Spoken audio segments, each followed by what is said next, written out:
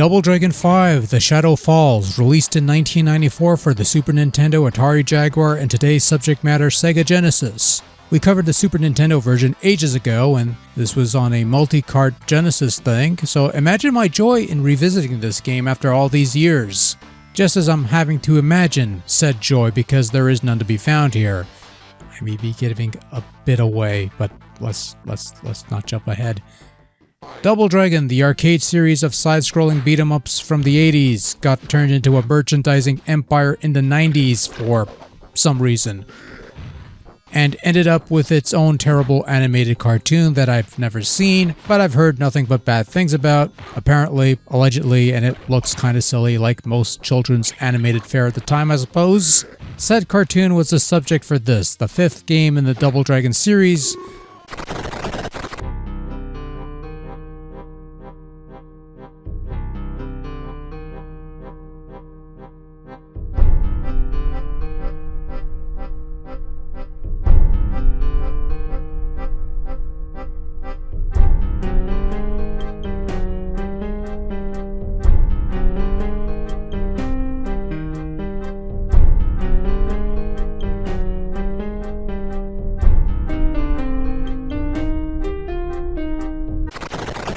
But rather than the usual side-scrolling brawler that the series is known for, it's a one-on-one fighting game, similar in vein to Street Fighter 2, which was the new hotness at the time.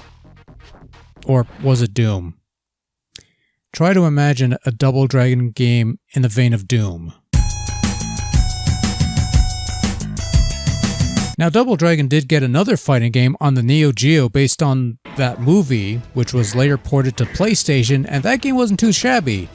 The Shadow Falls, on the other hand, is all kinds of shabby.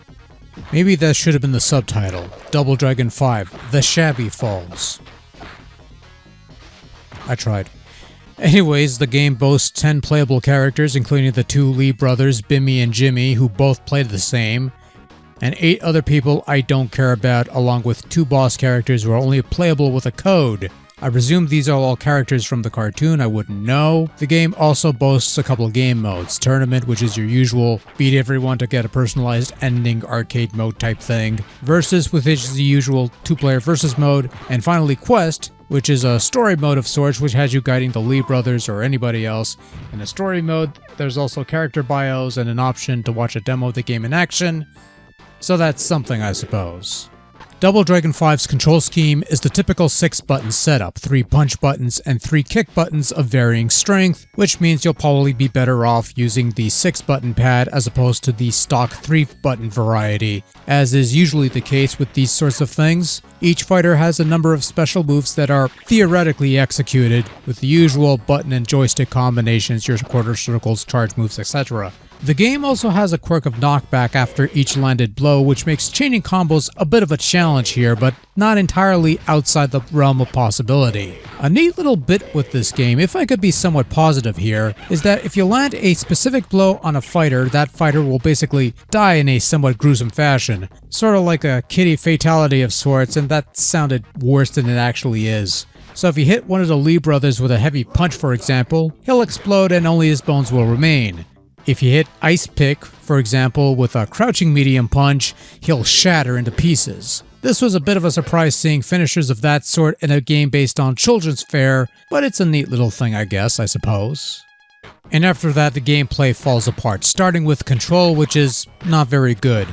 Like in most fighters, you'll perform special moves with the usual assortment of joystick button combinations and sequences, your quarter circles, charge moves, and such. Trying to pull off these moves is a luck of the draw, as it were, because there is a bit of a delay in executing these maneuvers, and in the case of something as seemingly simple as charge moves, I don't know what it is because it seems like I could charge forever and still not be able to execute the intended special.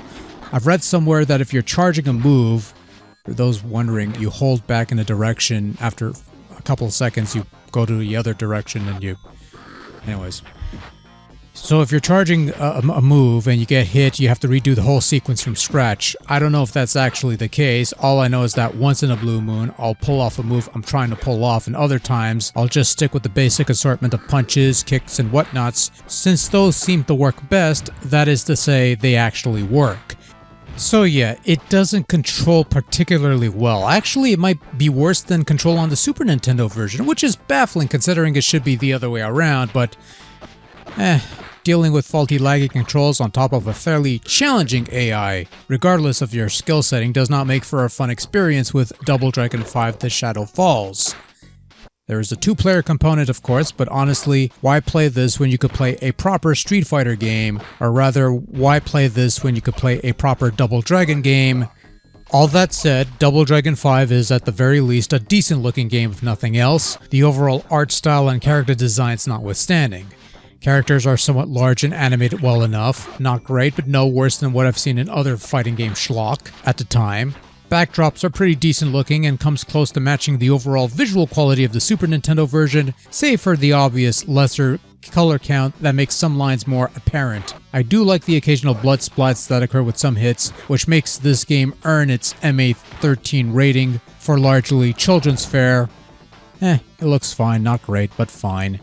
Ditto on sound, there's sound effects, they sound fine, there's voice bites, they all sound the same but otherwise they sound fine. The game offers a collection of forgettable techno beats that are not quite terrible, but otherwise, I don't know, they sound okay, I guess. Not great, not memorable. No classic themes to be found that you could associate with Double Dragon. No BJ theme for this one. Nobody is going to get that. And if they say they do, they're probably lying. Overall, Double Dragon 5 The Shadow Falls for the Sega Genesis is not a great fighting game by any stretch of the imagination, and suffers from a lot of ailments common with most Street Fighter II ripoff games released during this period.